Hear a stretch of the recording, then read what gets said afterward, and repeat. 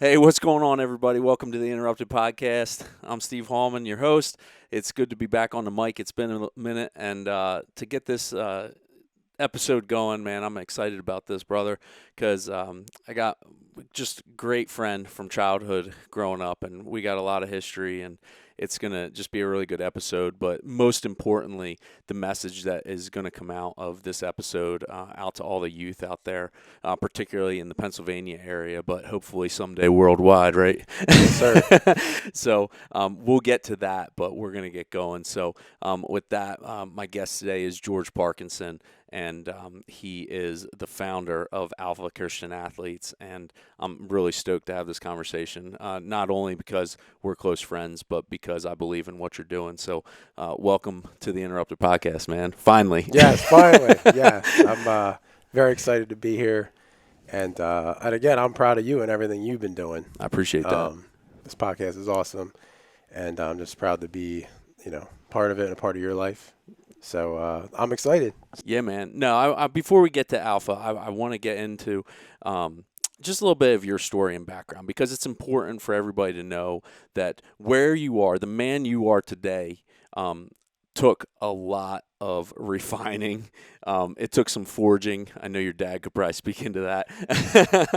Pops, I hope you hear this thing and you're listening out there. But the mindset that you are taking and looking towards today, give us a little feedback about kind of your childhood, how you grew up, some of the influences, particularly your father. I know you just think the world of him, and how you came to be the man you are today. And I know we don't have a week to go into it, but tell everybody who you are, what you're about, what you're doing. Yeah, no. So I had a great childhood. Unfortunately, my parents were divorced at a young age, as you know. But having, my stepmother, who's been awesome, she's a huge influence as well on not only our family, but my dad as well. So, yeah, I think just basically just having a really good foundation, a really good family unit and foundation as a kid growing up. I'm blessed to have that. And then again, obviously, my father, huge influence, was always there for me. Just, obviously through discipline, through sports and everything, and growing up, just seeing the man that he was through his coaching. And we could talk about that. Yeah. That's a big thing.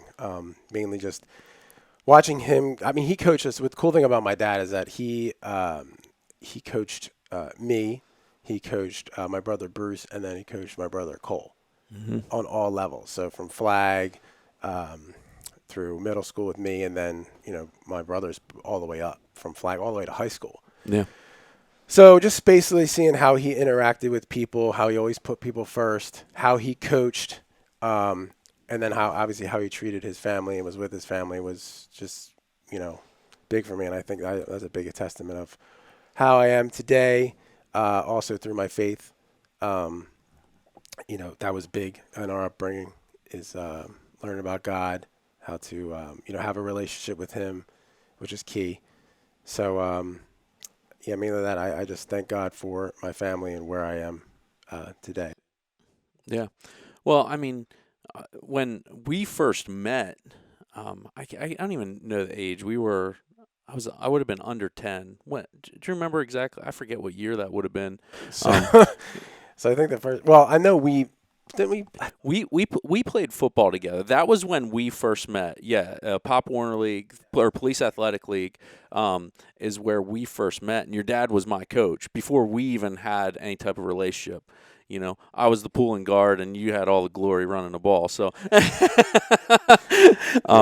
was fun times. Yeah. So that was our first interaction. That was my first interaction with kind of the football, getting a taste of high expectation coming from a coach to a player, which your dad absolutely expected a lot out of even young men. What unfortunately in today's culture, people would say that people are too hard on the kids, where no, it was just a high expectation for a high level of performance that would just be demanded in some cases, which I think is good.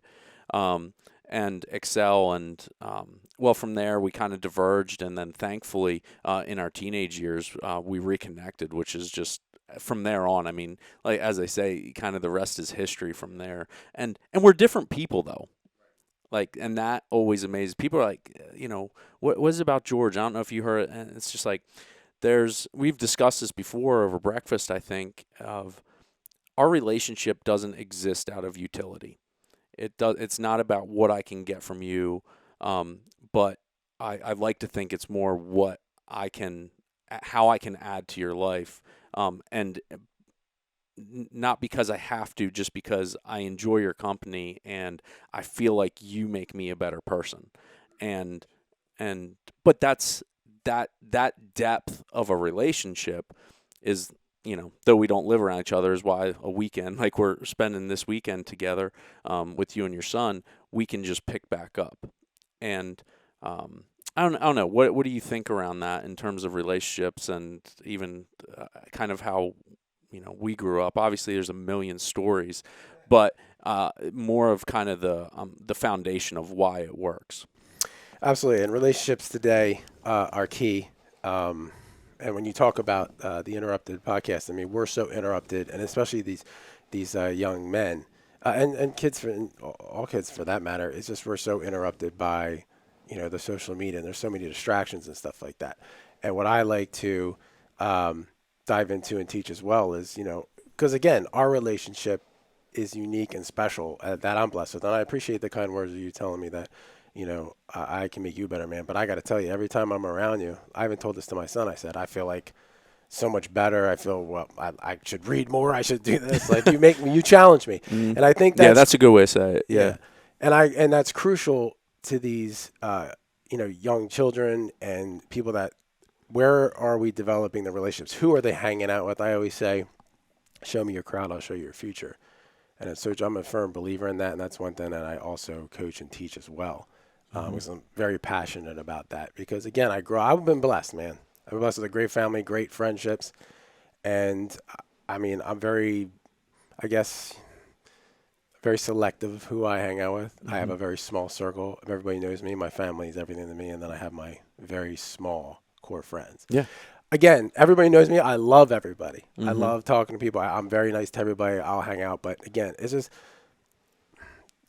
time is very crucial. And I just, I awesome time spending with you. And then, like you said, we don't see each other. We don't live far apart. But every time it's like we pick back up, and I just enjoy it. So and that I mean has been cultivated over the years through. Absolutely. I mean, good stuff and bad stuff. I mean, we Yes. lived through some bad stuff too. Yeah, absolutely. And that falls on a spectrum. But going back to your dad, because I think that's going to be the bedrock in which we arrive at Alpha. Yeah.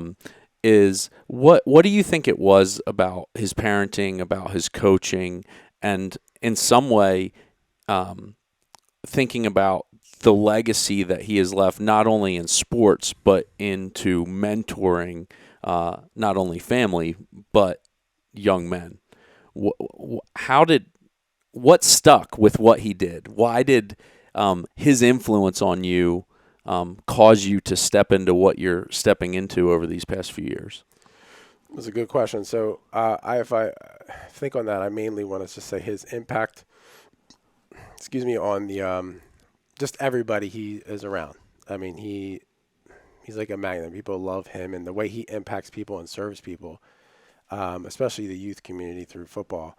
I didn't notice it when he was coaching me, and I didn't really play football until middle school. I went to a private school, and so they didn't have football, so I didn't really play then. But what really spoke to me was when I saw him coach my brother Bruce.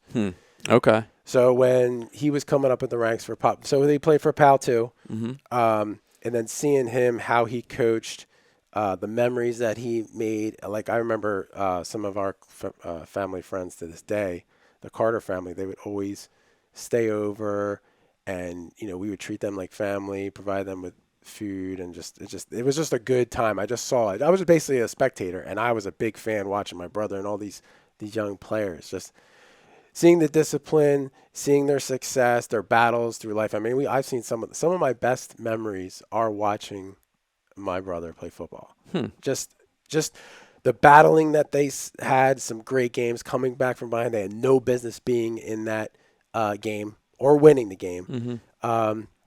And just my dad's discipline, his word, everything that he spoke.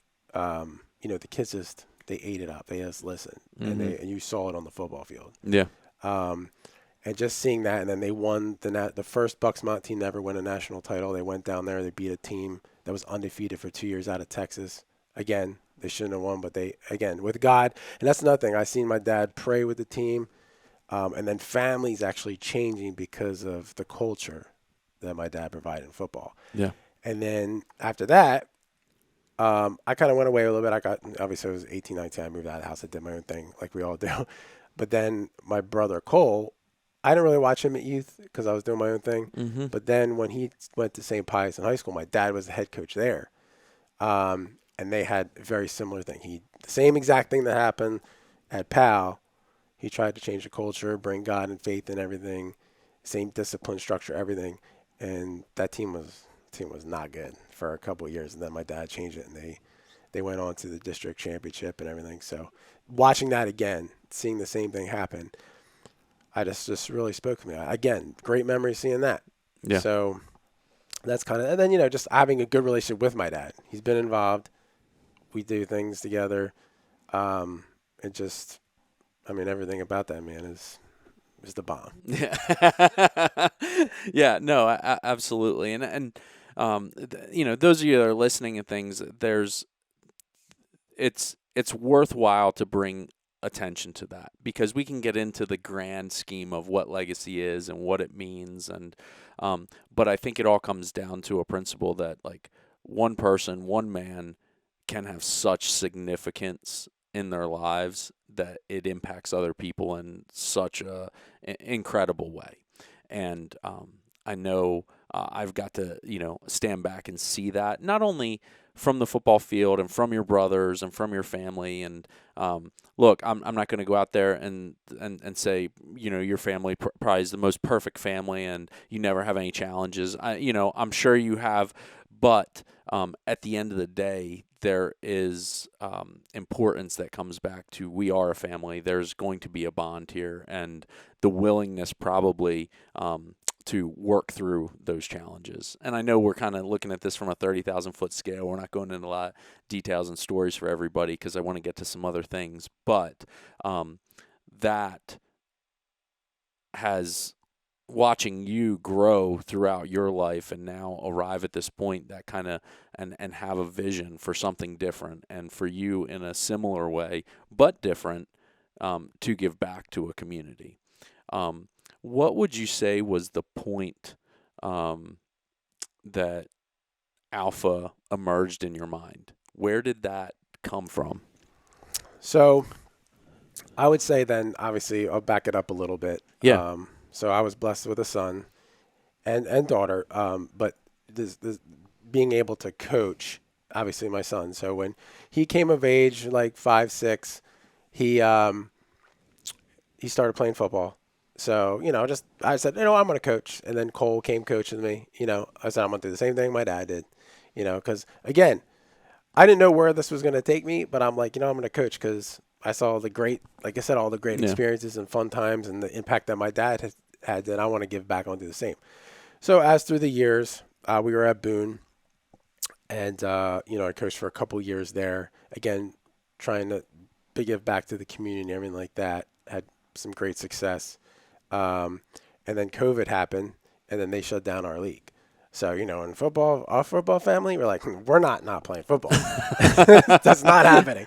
So I called around, and so Marsh Creek actually was the first one. They're a Pop Warner team out of Chester Springs. It's like 20 minutes from us. But so a different league. We didn't know anybody there. Mm-hmm. So I'm like, all right, well, we'll just go there. I just want to play football. We didn't even know it was going to, it might be shut down like in a day. Sure. So we didn't know. So we're just like, what, we'll go. And that's the funny thing. And again, being interrupted, and I'm a control freak, and everybody knows that. But, having the faith that I have in God, God's in control. And he's like, no, we're going to go this way. Mm-hmm. So to make a long story short, because I was planning on just staying there for the year playing football and going back to Boone. because we Sure. were always going to be about Boone. We were going to go through the ranks of Boone. Everything was going to be Boone, Boone, Boone. This pivoted, interrupted our pathway. God said, no, we're going to go this way. So basically, long story short, um, we had a great, successful year. A lot of things, I don't have time to go into through all that, but basically, it was a great season, great culture, and we just basically decided to stay there. Mm-hmm. We've been there for 3 years now. So to answer your question is, it so I always obviously loved coaching and instilling the same thing, discipline. And again, I discipline my son and raise him the way that I was raised up. And again, I'm not perfect. Like you said, no family's perfect. We all have our struggles. But I think the core foundation of what my dad laid and what we believe, I wanted to instill that in my daughter and my son, and these young players, because it's like I don't want to be the focus. Like it might come across like many people know, like, oh yeah, my son's the star of the football team, but we're very humble, and I want to give back to these kids. Mm-hmm. That's why I coach the line. I don't coach, honestly. I don't coach my son Georgie. I train him, Mm-hmm. and through that, through training him, seeing how he has progressed, and he works hard, he's been successful so far. Again, that's just at the youth level. I mean, we'll just continue to play, keep on going through the ranks if we can, if God blesses us. But I wanted to give back to other kids. Mm-hmm. I enjoy doing the same thing for these kids. I understand their struggles, and I can relate the game to them and just help them any way I can. So Mm-hmm. that's kind of how it started. After COVID, I guess it was 21. I was like, you know what, let me, because I was training kids on the side too, Mm-hmm. just for fun. I was training my linemen in the spring Yeah. just to get them better. I really enjoyed it. But I'm like, if I can incorporate um, God and faith and discipline, all these things through training, that'd be great. So I know there's a similar organization out there that I was looking to. I was just doing some research Mm-hmm. and seeing if there's like anything. Because again, I was just seeing if I can pull some information from other Sure. organizations. And I knew that there wasn't anything around here like that. Um, so I grabbed my brothers again and my dad, and I asked them to volunteer from some good friends of mine as well. I told them about the idea. We sat down and I said, hey, what do you guys think about doing a sports performance training, Mm-hmm. but we incorporate God, relationships, and then also building character, faith development, all this stuff. We couple it all together, and let's see where it goes. So we started that in 21, and we started, I think, with like 12 to 15 kids, maybe on average. And then last year, let me back up. So we started at a field in Boone. We just Okay. did there. We didn't. Again, we're just seeing how it works. And then my church, Connection Church, which is in Pottstown, I talked to them, and they have a huge field. And I thought it'd be cool to partner with the church and help them. They've been great. They've been a great support system for us. Um, but with that, then last year we grew it to, we got 60 kids come through, and then this year we have about, right now we have about 45, 50 kids signed up, and we still have about a month or so left. But I'm trying to grow it year over year. Um, Not obviously, this is not a money making thing. This is truly a nonprofit, which I'm Mm-hmm. working on to make truly. Um, but I want to get the word out there that I want to lead as many young men to not only Christ, but to develop them spiritually, mentally, and physically, and give back any way I can. And I feel that if we can use sports as the platform, you know, that's what I'm just praying that it'd be successful in that regard. So, um, yeah, we've just been blessed. I mean, we can get a lot of kids, and I think it's a testament not only to what we do on the football field and everything. We've had success, but my son's obviously very popular with everybody, and he, a lot of kids are wanting to, what's going on. So I thank God that he has some influence, some good influence to bring Yeah. some kids. Um, but I just see what God's doing is awesome. So this year I'm really excited. And again, my goal is to grow it year over year, wherever that is. But I'm very happy and blessed to where it's going. But we've been getting kids from all over, like Downingtown, Lancaster, Reading, just all kinds of communities. So I'm able to now touch multiple communities where at first, if COVID never happened, I would have just kind of just been in my own community, which is Yeah. fine. But now I'm able to branch out. Yeah, to be able to expand like that. Yeah. Well, and to take it back, the program is a spring-based program, several weeks long, correct? What's the format of it? All right. So the format is, yeah. So currently, as it stands now, it used to be 12 weeks, but now we shorten it to 8 weeks. So it's every spring. It's an 8 week training program. Okay. And that's funny because everybody, again, we all talk about football because that's People look at more like a league or something? Yeah, or, exactly. Okay. It was funny because I had I post like a bunch of pictures. I promo because a lot of the kids are on Instagram and stuff like that. Sure. And they love, they love promoting everything.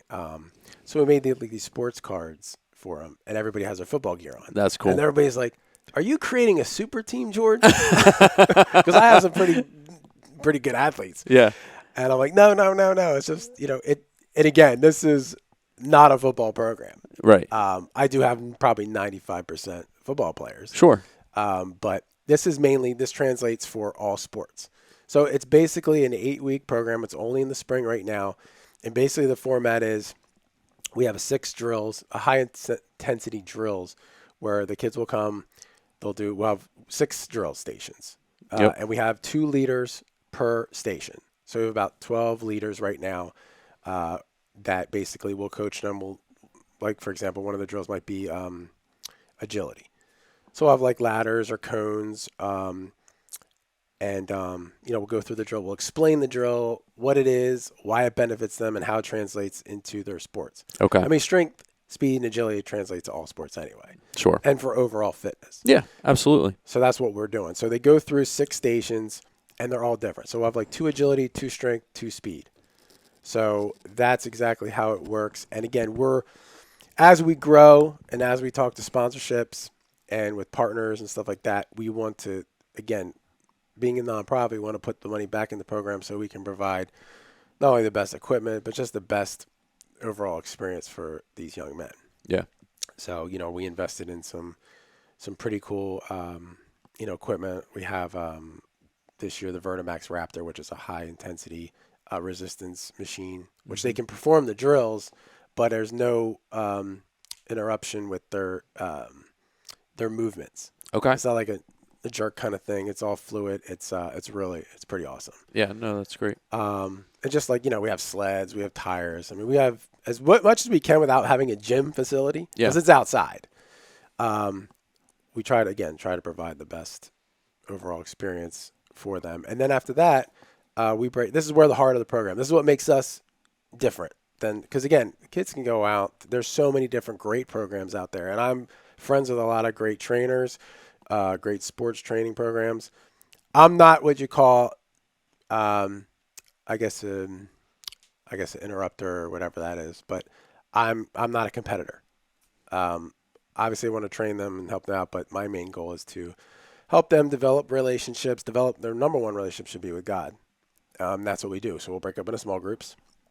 Each of the leaders will go over a lesson, and this is where they can we challenge the kids to, obviously participate in the lesson and then talk to each other and try to develop relationships and challenge each other. Because again, like we talked about, they don't do it. Yeah. It's not their fault. It's just No. it seems like kids don't really know how to communicate anymore. Well, yeah, the communication piece, establishing a relationship so you can ultimately get to accountability. And without having that relationship, for me to sit here and call you out on something, it's just not going to work. And I imagine that also comes through modeling, which, having your family on the field with you can only help in that. And speaking to those, experiences of, hey, man, I don't think this is the right path, or I don't think this is the right way, and it to be received with love and knowing it's coming from a good place for the betterment of everybody and for young young men to be able to experience that. Some probably for the first time. That's an overwhelming thing. Absolutely. And again, like we did it with the football, our football team. Like we'd have them on a chain. They have a chain text, Mm-hmm. and we'll encourage kind of the same thing, but like challenge each other. Like we'll have tasks. Like we'll say memorize the Bible verse, or maybe try serving someone. What can you do as a positive influence that day? Maybe get on a text chain with some of your close friends and challenge each other. Hey, how you making out this week? Did you memorize your Bible verse? Or it could be with school. It could be anything. I'm trying to encourage, again, the kids to have more in-depth, real relationships instead of like, yo, dog, which is fine. It's fun because we did the same thing. But again, why we're so close today is because of those challenging conversations we've had. Absolutely. And we've had fights. Yeah. And we're good. I mean, that's fine. Healthy Yeah. fights, like healthy disagreements. Yep. And you need that. Like, those are real. Yeah.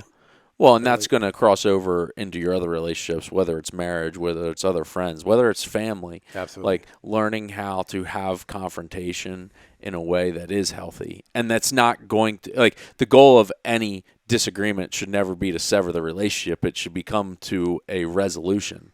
Not to back down, not to give up your will, your meaning, your pursuits in life, but really to come up with an understanding. And ultimately, sometimes it's just consensus of saying, hey, I don't love this idea, but I agree that it's not going to be detrimental and I'm willing to go your path. Like those simple lessons, like they have to start in our young men and women. Correct. And I think that's part of the reason we're seeing what's happening in our culture, which is a whole nother conversation. Mm-hmm. But for you to be able to start kind of ticking away at that and giving kids solutions, because I really think that's what it is. When I hear you talk about the program, it really comes down to giving more tools to these kids to know how to deal with their relationship with adults, with their peers, with younger kids, with a coach, right? Yeah. With authority, really. I guess that's what it is. A coach is an authority figure. Mm-hmm. And you see the immense benefit that comes from a player-coach relationship where respect is at the core of that. Correct. And you can see the growth. Yeah. And that translates to a teacher, to law enforcement, to a babysitter, to a Correct. Parent. It doesn't matter when we all are under the authority, ultimately of God, but we have other authority figures that we are subject to what they want for us, whether we like it or not. Yeah, absolutely. True. And I mean, we heard it preached in church today that like we don't like being necessarily under something, mm-hmm. and whether it's good for us or not, we tend to want to say, I know what's best for me and I don't have to fall under the authority of anything or anyone. Mm-hmm. Let me have my own truth, which is just the worst place that someone can go. Mm-hmm. And that's not the message that our culture's preaching today. No, not at all. And I want to back up to a couple of things you said. And when you say men and women, and this is the thing, so currently as it stands now, this program is designed for middle school young men, 6th to 8th grade. And the reason being is because that's where I'm at this time. And, I grew up with I coach a lot of these young men, and I kind of understand. I can relate to more younger men. Yeah. But the goal is, wherever God takes us, again, I don't know. I mean, it's growing and it's become successful, but I want ultimately it'd be great to have, young, maybe an elementary division, a high school division, and then obviously incorporate females, but I need to have volunteers. Mm. So again, we're going to be talking about, as a staff, probably at the end of this season, how we can, we'll probably have like a volunteer meeting, or if you're interested in the program, if there's anybody out there that's interested in doing that, starting a female, that'd be awesome. Yeah. Again, it's just, the thing is that a lot of people don't understand is that it's not just the training. We're getting in a small group. Mm-hmm. We're talking about subjects that are challenging, and we're going to talk about relationships. We're going to talk about sex. Mm-hmm. We're not going to talk to a young girl about that. No, I get that all day. And to have people come forward that are not only willing, I guess, to participate what I'm hearing in the training aspect, but are willing to present difficult topics Hmm. from a faith-based background, being Christianity, Yeah. that this is a core belief of what we have. And look, no one has to come to the program, right? No. It's at the end of the day, that's what it is. It's Exactly. another program out there for parents to say, hey, this, I believe, for one reason or another, is going to be beneficial. And unapologetically, I see you charging at that. Right. And that's something that I like about you as a person, but not, and also how you're infusing that into your organization is like, look, this is what I believe, and this is what I believe to be the best. And we've had multiple conversations even this weekend about how we need to engage in the culture these kids are being a part of. Mm-hmm. Not that we condone every aspect of the culture, but we need to be able to be in a place to insert ourselves into that, to be able to have influence in what we believe is the right way. Right. And oh man, that's challenging. It is. Yeah. and it ticks a lot of people off. Yeah. Absolutely. Yeah. Yeah, it is definitely challenging. But again, I definitely feel that, with God, we can definitely, take on the challenges. And, I'd love to, again, like I said, we'll see where this goes, but I really definitely would love to have all ages, genders, all that stuff. But, again, who knows? But that's where I would like to see it. But, yeah, man, Well, let's talk practically for a second. So, this session is coming up rapidly. Yes. This spring. Mhm. So, those parents that are out there, or family members or friends that have young people, give like the down and dirty of when is this spring session starting? Mhm. How do people sign up? How do they get more information about what this is all about? How do they just learn what's out there with Alpha Christian Athletes? Okay. So basically, our first launch day, the opening day, is on March 5th. We have it every Sunday from 1 to 3:30. It's at our church, which is at the field. It's 8 weeks. Um, so how they can get more information, they can go visit our Facebook page. Mm-hmm. They can go to our Instagram. Um, and then they can also go to our website, which is www.alphachristianathletes.com. That kind of gives a description of what we're about, everything that we talked about, and then obviously where to sign up. They can register. They can register through the website. Mhm. Okay. Yeah, so they'll register the website, and then they'll get an email back inviting them to our Team Snap app, which is Okay. basically this app will be able to show them the actual scheduling, the times, and then all the communication that we have going forward. Um, there is a cost. It's $100. But again, that cost covers. We also give them like a reversible jersey, Mm-hmm. basically different colors, because we do play competitive games after the small group session, which the kids love. So we'll do like flag games. We'll do flicker ball. We'll do tug of war. We'll do relay races and stuff like that. So we got to differentiate the teams. Yeah. So that's what the jersey's for. So half the cost goes to that, and then obviously the rest of it goes back to the program. But yeah, for all information, and then anybody can contact me too. I put that on all my socials and on the website too. So there we are looking also. Again, we also have our speaking days, our small group days. But I'm also looking for special speakers. Like last year, we had Blair Thomas. He came out. He used to play for the Cowboys and the Jets. He went to Penn State. He came out and spoke with the boys, and then we did a Valley Forge trip. So we try to do different as much as we can to kind of make it different and exciting for them. But yeah, it's pretty simple concept. You can drop them off. You can stay, watch.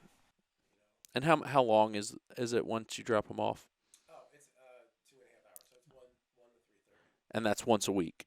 Once a week. Yep. So for 8 weeks, once a week, 2.5 hour investment into your kid, and really the sky's the limit. And is there anything out there for the parents, basically to is there any like continuation learning that is done at home? Do you send them home with Bible verses? You send them home with flyers or things that like more or less challenges throughout the week until they get to the next one? Is there any way that parents can basically have involvement and know more about kind of what's going on day to day? Or is that something that's coming in the future? I'm just for parents to be like, is this just like a once and done, drop them off, or how do I know exactly curriculum of what they're learning? Because I'm sure that can be a question too, especially someone that maybe doesn't come from a faith-based background, where it's like, hey, good character, faith isn't a bad thing. I just don't know a whole lot about it. How, are they able to understand the curriculum more to ask those questions all of us parents have when you're sending your kid to something new? Yeah.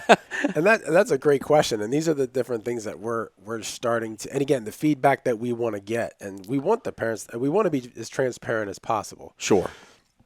So with the Team Snap app, we have in the past, and we'll probably do it more, is that I'll email the parents. It's an email blast to them, and it'll explain what we're going to be going over that week. We also tell them a Bible verse. We encourage them to memorize the Bible verse. And then also we encourage them to serve. Like last year we had like serve sheets, and then we ranked them. Like, you would, actually I have the bracelets right here. Soldier, captain, commander, and then alpha status. So it's kind of like, like in the Army, or you can get ranked up. Yeah. We did that. We're changing it up a little bit this year, but in terms of in reference to your question is, we have communication. We'll let them know, especially with certain the topics. We're going to up it up a little bit this year. Sure. When we talk about the sex topic, we're going to tell them we're going to be talking about this, and if you don't feel comfortable, you don't have to come that week. Understood. Yeah. But we will let them know the topic and what we're going to talk about, and then obviously the Bible verse, and then encourage them to do certain things. That's the thing. But this year, I think we're going to reward the top 5 athletes for certain categories, like the athlete who memorized the most Bible verses, the one that showed the most effort, the one that was the most encouraging. Like, there's a lot of the athletes. Again, there's some really good athletes, and then there's some, obviously, they're just starting out. So obviously they might not be able to perform the drill as good as the other one, and we don't really care about that. We want them to do it well and do it right. Sure. But he might be the one that's like encouraging them, slapping them on the thing. Yeah. I mean, that's key. Like, there's an award for that. Like, being encouraging and effort and excellence. Those are things that anyone can excel at and be great at. If you're willing to understand what the task is, be disciplined to complete the task, and perform at the highest level that you are at, that always shows through. It doesn't matter if you're the worst athlete out there. When someone is showing effort, it's obvious. It is obvious. And good coaches pick up on that, and you can work with that. You may never become that D1 athlete, but I'll tell you what, you can outwork a lot of people. Yeah, I'm so glad you said that, because I literally say that to my son all the time. I said, because in basketball, he's a superstar in football. I mean, he's decent at basketball. I'm like, and I tell him all the time, he gets nervous, and like anybody else, I get nervous before games, and he wants to make me proud. I say, Georgie, I say, look, bro, and this goes for all the kids, and I preach this to them. I don't care if you score points or anything. I want to see effort 100%. And like you said, they do see it. I want to see your attitude. That's what I'm looking for, because that's what high school coaches, colleges, and everybody. Yeah. You say outwork. That's the key. Work ethic, and then your effort. I mean, you can't teach that. If you do that, it will shine through. I need to see that. We had a championship game that we lost to Downingtown, and they shut us out. They're a very good team. But it was Georgie's best game, and it sucked we lost. But I wasn't even that mad, because I said, you know what, dude? You jumped off the page. You were effort, 100%, gave it all, and that's what I care about. Mm-hmm. That's more than me than win. That's what's going to carry you through to every aspect of life. Every aspect, without a doubt, you will be successful. 100%. And I mean, it feels good to get the win. Yeah, of course. Yeah, and that's why you compete. Yes. But that's not the only victory that you're fighting for when you play sports. Correct. Right. There's other hidden curriculum victories that you can get both on and off the field, and that's really cool when coaches are able to draw that out of players and be able to communicate that effectively, and you see that translate across all areas of life. For young kids, when it just is basically at home and at school and then on the field, and then all of a sudden when they begin to network and build relationships and get involved in careers and have other interests and start dating and start doing all these things, and you see people treating others with respect, and when you can start to pinpoint that back, like, hey man, where did you learn that? Who taught you that? Where did that come from? Why were you listening so well? Right? Why are you a man of integrity? And that you can say, because of this, not because of me and myself and how great I am, but because I listened and this person was worth listening to, and now I want to be like that person and be better. And you can see that within the ranks of all athletes. The most successful ones had someone that paved the way. Absolutely. Everybody knows the famous Shannon Sharp Hall of Fame video where he passes it on that was only the greatest or the second greatest in his family. I love Shannon Sharp. That's a really famous speech. But things like that, when you can point to others and you can draw upon them, and you're setting the foundation for that. So one, I congratulate you on that. Everybody's got to check out Alpha Christian Athletes. Definitely, we'll have everything linked up in the show notes that you can get to the website. You can get registered, but it's rapidly approaching. Say the date again that it's starting. So it's March 5th. That's when we're opening. So registration now. Technically, anybody can sign up. Closing registration on February 20th, but we don't want to turn anybody away. You're going to work with families, yeah. Yeah, we'll work with families on a bunch of different levels, but we'd like to see the February 20th because, again, we have to order the jerseys and everything like that. And then, so I would say February 20th is the close date that we're going to shut down registration. And then I just wanted to touch on something. So on the effort piece, and that's something that we're going to drive home to them, because I'm a big believer in that too. Like and dominate your competition in a good way, dominate your classrooms, being a good student, being a good leader, sit in front of the class, get good grades, be a good gentleman, be a good leader, know how to treat women right. These are the kind of things that we're teaching. Our world is teaching them other things, very deceiving out in here. Mm-hmm. So we got to fight back. Another thing we call us Lord soldiers. Mm-hmm. Again, here's the thing, man. We love everybody. We don't judge anybody, man. I just want you to understand the truth that has been lied to us for a long time. Yeah. And we're not shoving down. We're not making you do certain things. Again, this is very non-judgmental. We're encouraging you to do these things and explaining experiences that happen in our life and why God has been so important to us and why you should have a relationship with him. Sure. And that's the key, I think, is the relationship. This isn't a religion. This isn't a cult. Mm-hmm. This is a relationship. We are going to tell you from experiences why this relationship is so important, what's the benefits. That's pretty much all it is. Hard work, do your best. There's going to be challenges in life. You're going to have highs and lows.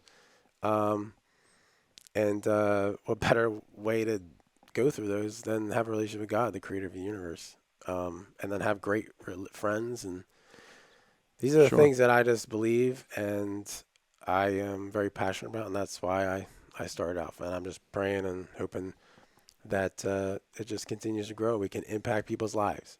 Because I feel if we can impact these boys' lives and they change and have a relationship with God and change their overall character, they can change others and change their communities. Yeah. And use their platform for God's glory and to help others. Yeah. That's what it's about. Yeah. Awesome, man. Well, look, I wish you the best of luck with this upcoming season. I know it's going to grow. I know you have a vision beyond where it's at now and even probably beyond what you think it can be, but it needs support. That's one of the reasons, this fun weekend we're taking the time to sit down. Look, I will tell you, we got to have a longer podcast with Pops on here, maybe some of the other generation on here, as well, where we'll get into some of the other stories and some of the things that we didn't have time to touch on today. But I was excited to get this message out to everybody listening. This is happening in the greater Pottstown area, Tri-County area of Pennsylvania. And so hopefully in the years coming forward, it'll be coming to a state near you. That'd be pretty cool. No, but if you're up in that area, in that region, Philadelphia region, for those of you not kind of in that specific area, this is a program for you. And I also say there's people listening to this podcast all over the world. Do some research, look into this. There are incredible training facilities out there that have coaches that are about character and about developing young men and women to follow Christ and to be able to insert themselves into culture and not just be on the outside, right? But they are truly with the mix of everyone, trying to make a difference, being positive, and having an influence in ways that we want to see our young men and women having a positive influence. So that's yeah, there's just so much to unpack. We could go on for hours, but thank you for being willing to sit down just for a few minutes today and kind of get this mission out there. Again, it's coming up rapidly here. Make sure you hit up George if there's references you need, if you need more information. There's through all the socials. And I'm sure some of your other coaches, maybe even you have players that can speak to some of this. I'd love to, at the end of this season, maybe get a podcast going and kind of hear how it went and what you've learned. I know you've been learning along the way. So thanks again, brother. It's been a cool weekend. Like Ed, for everybody listening, we got George's son. He's producing this right now for us. We hit him up. He's behind the camera, getting everything synced up, and it's been a good weekend. We went out hunting, hit that interrupted outdoors side of things also today, but we didn't get a deer for Georgie. But we'll have that conversation hopefully coming to you in the future as well. But it's been a really good weekend catching up. I encourage everybody listening to this, like, reach out to a friend from your childhood or from back that you still have a connection with, or maybe you need to restore a relationship with, and spend some time with them. That these types of weekends are refreshing. They charge me up. When we talk about being prepared for all of life's interruptions, it's the relationships that prepare us to do that, because when you encounter something really tough along the way, you need somebody to be able to reach out to and say, hey, bro, this was a tough weekend. This wasn't good. I'm in a dark spot. And you need people to call upon that, they would, drop everything to be there and walk through it, not to take it away, but to literally walk through it with you.